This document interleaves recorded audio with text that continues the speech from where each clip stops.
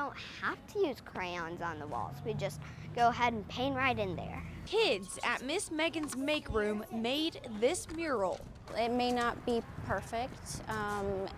We're still working on our painting skills and things like that, but it gives them a place to express themselves in a way that they just don't have the opportunity to in many other ways. Through a democratic process, kids during summer camps decided what they wanted to paint as a group. Similar to sports, you have to communicate, you have to make decisions together.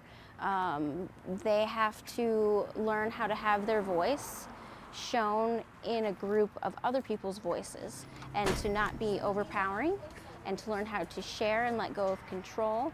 So voting and having a voice, it gives them confidence also to feel like they are in a space where they can have an opinion and it can be heard and it can be validated. And even if we change it through democratic process, voting and changing our minds, you know, they still know that they had something to do with the final product. When I worked with all these people, I found out that communicating with people was good for me.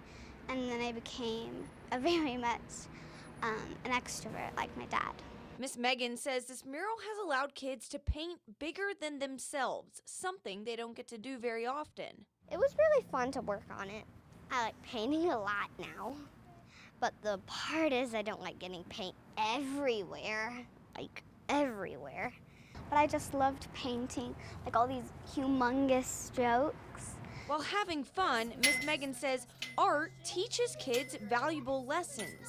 We want to be able to have a place in the world and a way to express ourselves that we maybe can't do outside of our art practice. We may not have, skills to be verbal. I tell people all the time that I try to be the kind of place that I wanted and needed when I was a kid.